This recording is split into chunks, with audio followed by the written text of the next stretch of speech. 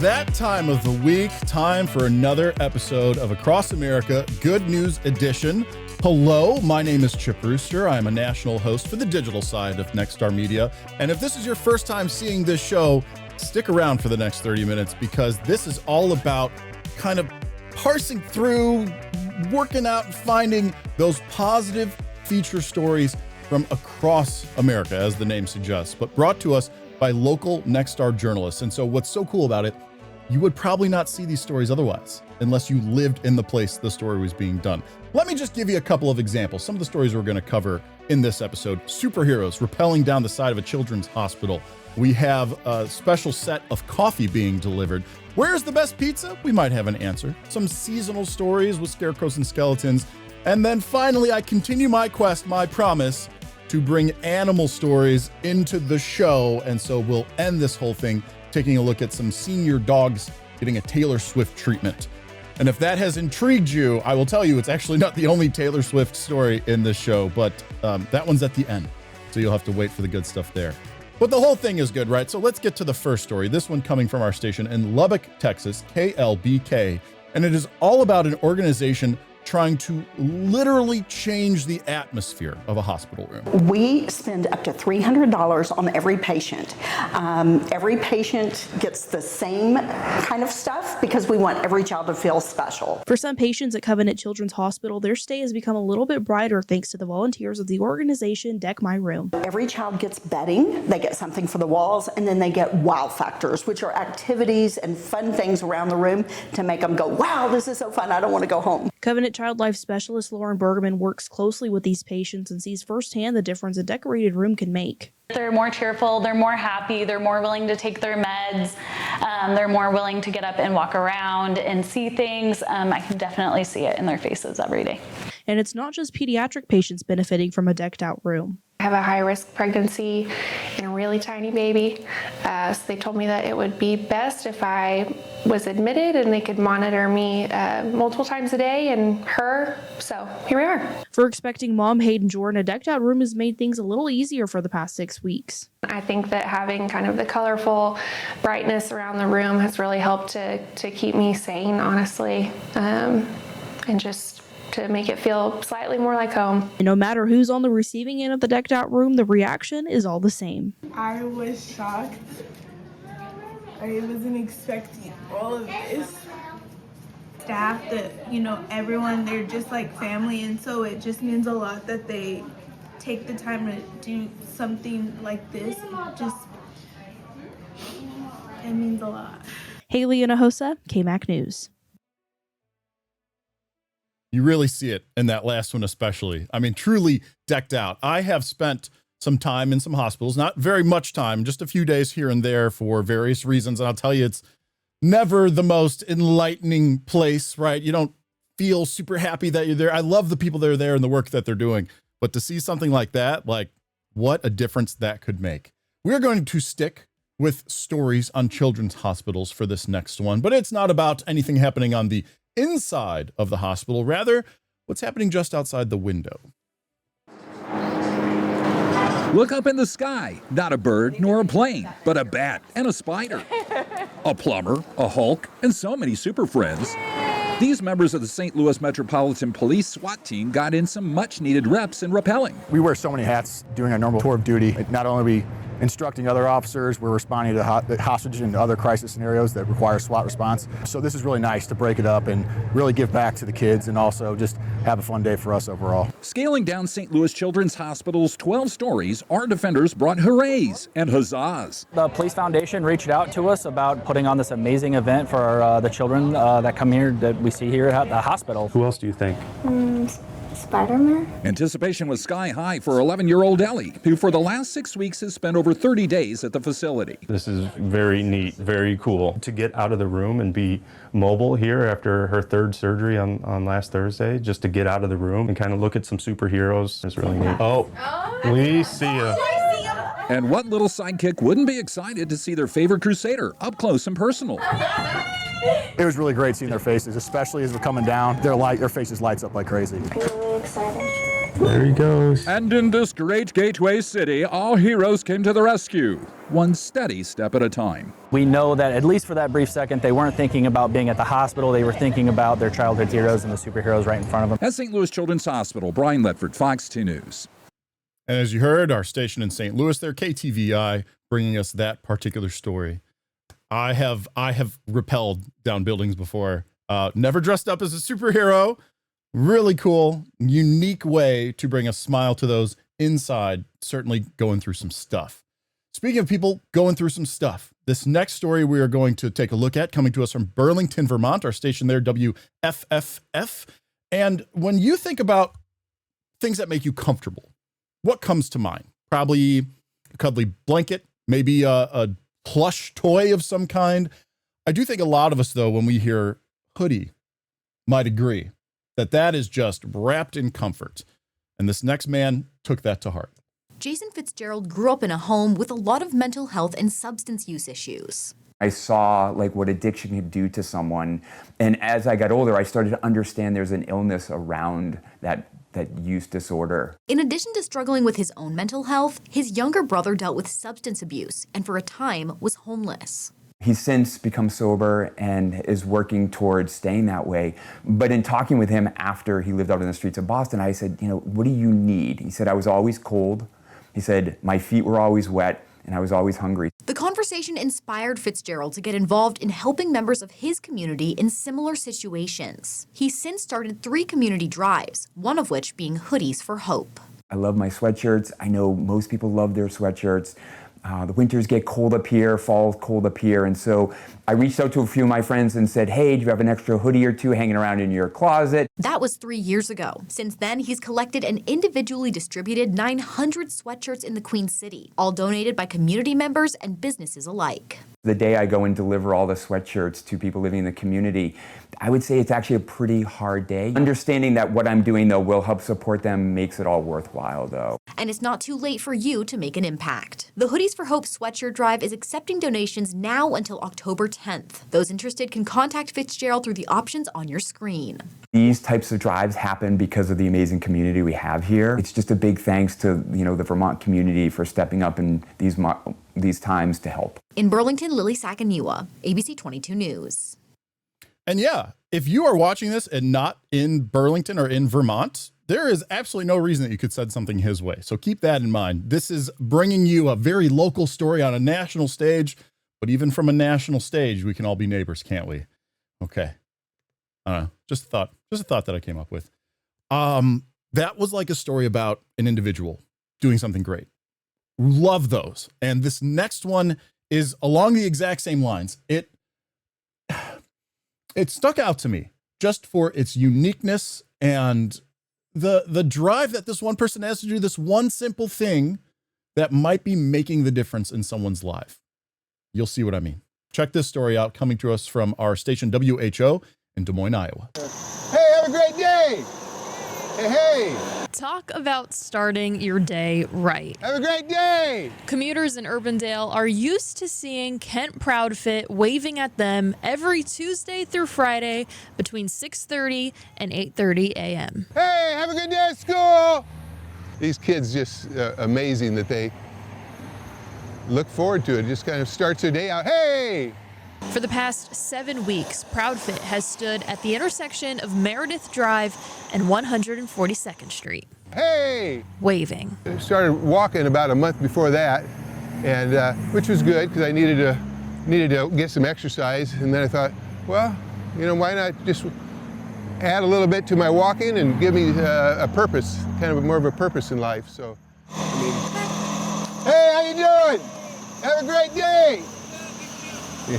It just blows me away. And he takes this role so serious. I try to get as many people as I can. It's kind of hard to. My head goes around like a bobblehead. He never wants to miss any commuter. I'm not even looking over here sometimes, and people just stop around the corner until they get my attention or they honk because they want me to notice them. And people love it so much that he's had people bring him cookies twice, and several community members have made him cards. I carried them around. I was going to laminate them, but I thought, no, I think I've made pictures of them and have them on my phone, but it's just kind of touching to carry them around. Even during the day, I have a different, this is kind of a big one, tummy pack, but I got a smaller one I just carry around just as a great memento to remind me how it has affected people.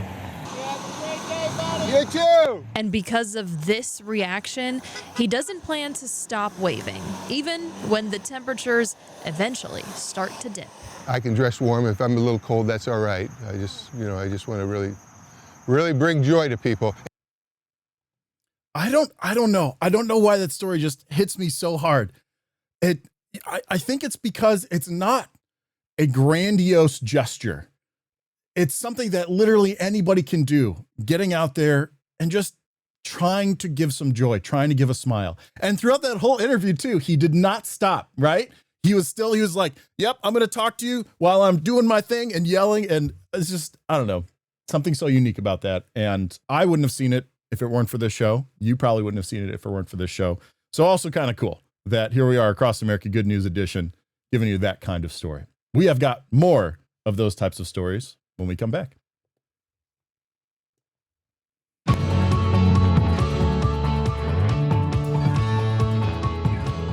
And we're back after a quick break. We've got more good news to talk about coming to us from the local journalists of Nexstar Media Group. We are going to move into a couple of stories that are a little more seasonal. So I totally forgot. I usually start the show by saying we found this good news for the week leading up to October 3rd, 2025. Just so you know, whenever you're watching this, where we are in the calendar year when we're finding these stories.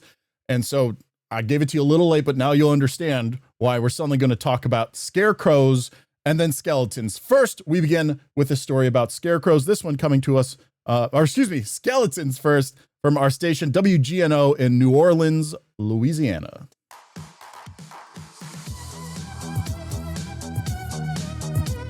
This Halloween, Skeleton House NOLA is taking their boneyard to new heights with new spooky skeletons that will tickle your funny fibulas.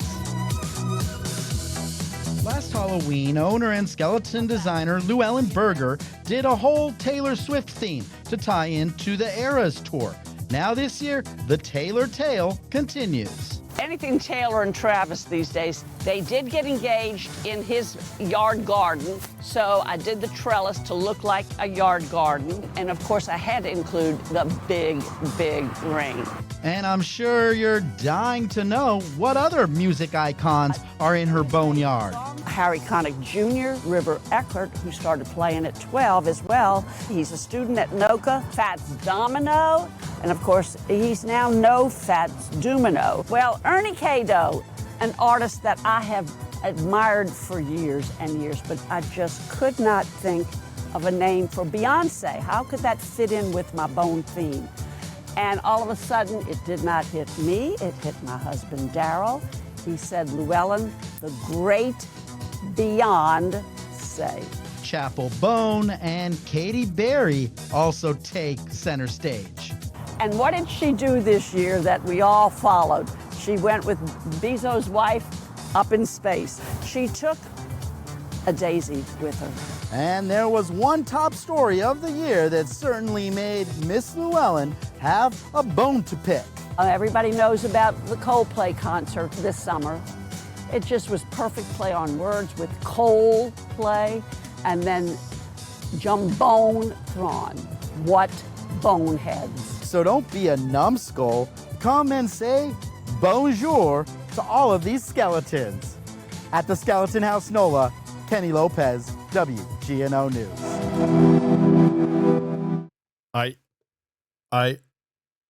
Wow. The puns and the wordplay. I'm going to be honest with you. I did not watch that story fully through before I loaded it into the show because I saw the start of it. I saw the Taylor Swift thing. I'm like, okay, Taylor Swift story, yay. The Coldplay thing at the end. It's very good cultural reference. I'll just say that. But there you go. You can see that for yourself if you head on down to New Orleans, the NOLA Skeleton House. Now we can talk about scarecrows. This story, this is cool. It is a town in Connecticut that turns their main street into a scarecrow festival every year. So WTNH in New Haven is the one bringing us to Old Wethersfield, Connecticut for this one. A police officer, a Lego man, even a giant dog. Creativity on full display along Main Street in Old Wethersfield. What better than some scarecrows in the fall? More than 100 of them lining the streets, part of an annual fall tradition for the past 3 decades. Our mission is to bring people into our town, right? And enjoy our spaces, our architecture, our businesses, our museums, our shops. And it works. Tens of thousands of people visit spooky season to check it out. Year after year, they just get better and better. And, you know, people really take it to extremes and just love enjoying it. As for fitting 130 scarecrows in the area, that's the tricky part. There was some knocking on doors this year saying, hey, like, we'd really like to put a couple scarecrows up on your yard. We know you're not even a business, but, you know, can we sneak some scarecrows in? And everybody's so accommodating on the street. A scarecrow sacrifice worth the payoff. We really do call it tourist season down here. The street gets so crowded, and there are so many people just out enjoying the day. You know, really exciting to see our community come out for this event, and it's giving back to those people that, giving them a really great event to come to at their leisure. In Old Wethersfield, Kathryn Hauser, News 8. Cool. Just cool. Just time of year cool. We're actually going to stay in Connecticut for the next story. Early in this show, I talked about possibly the best pizza in the U.S. That is a debate.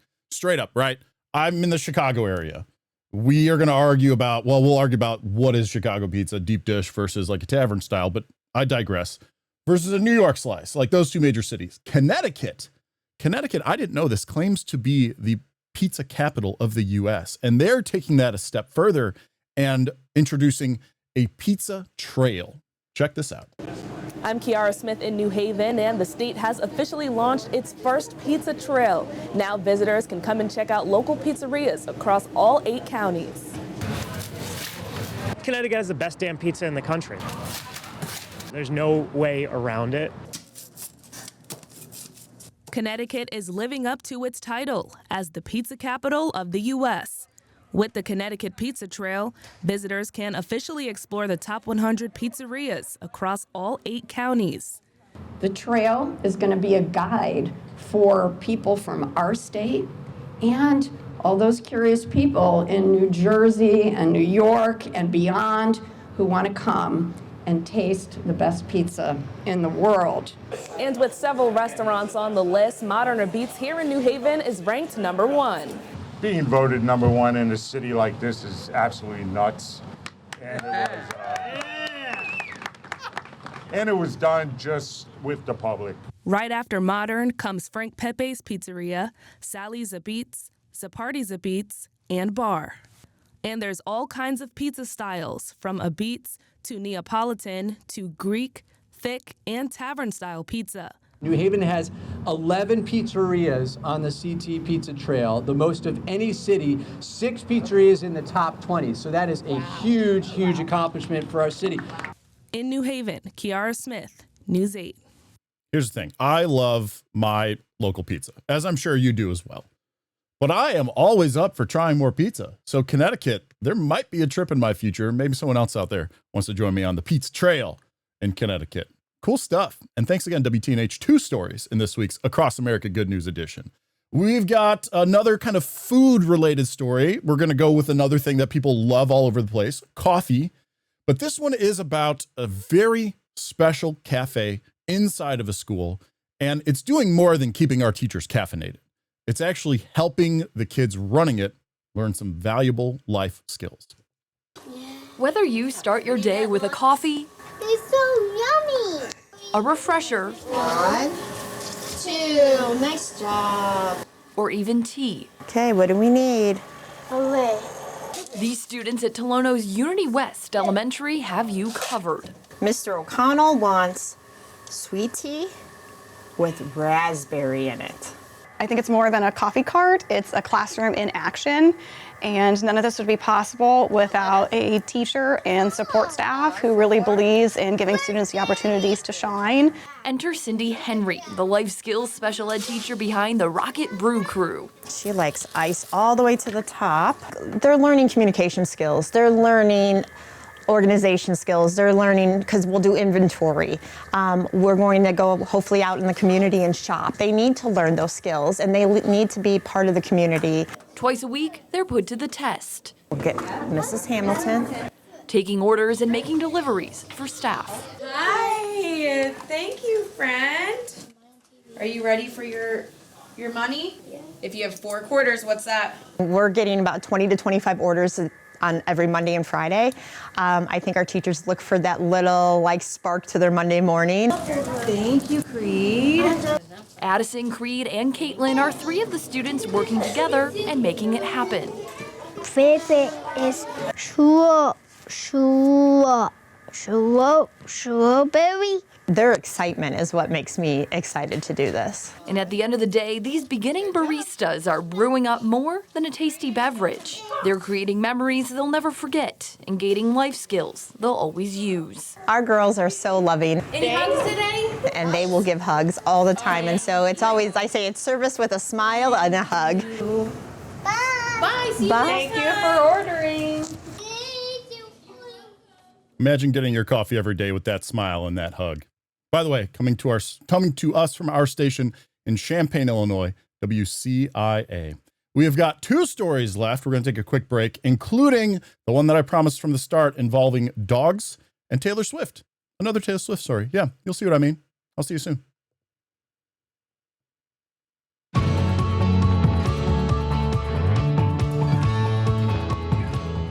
Before we get to the senior dogs given a Taylor Swift treatment, you're still probably wondering what I mean by that. You'll see. You'll see.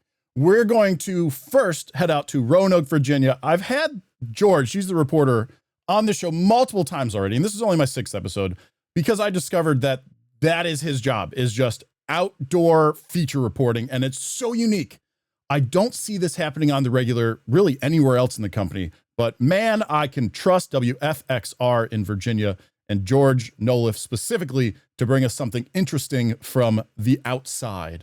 And on this week, I got a story from him all about trying to help increase the smallmouth bass population in Virginia. Right? That's cool. That's interesting. Let's take a look.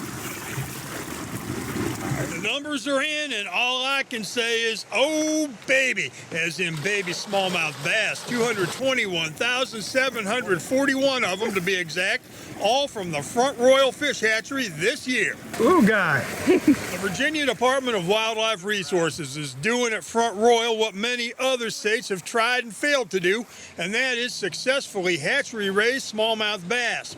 We told you about it over the summer and how the DWR had turned the Front Royal Hatchery into a highly successful smallmouth rearing operation. It's our job to make sure that we have great fisheries within the Commonwealth. One of the tools to managing our fisheries is stocking fish. Smallmouth are incredibly difficult to raise, but we are making some strides there, and we're hoping that we can use stocking as a tool to recover some of our ailing smallmouth populations within Virginia. Virginia is known for having some of the best smallmouth fishing anywhere, but poor spawns, especially on the James and Shenandoah, have put a gap between year classes, and that is having an impact on numbers. These hatchery smallies will be selectively stocked to fill those gaps. But we've had some difficult storm events during the spring. You know, it's been a very wet spring this year. It's been a very dry year last year. That causes problems with the spawning success, and anglers will see that down the line. There'll be a little bit of a dip in the population. So again, we're hoping to use this as a tool to try to boost that population and keep it afloat until it can spawn naturally on its own. So, where are those baby smallmouth being stocked? Nearly half, about 118,000, going to the James. The Stanton and the cow pasture are getting almost 50,000 combined, and the rest of the baby smallies are going to other lakes and streams around the Commonwealth. There you go. Okay. Holy crap. This is putting more smallmouth in the river. We've had some fish kills. I know we've lost a lot of fish. This is really a boost for the rivers. That's a lot of babies. Yep.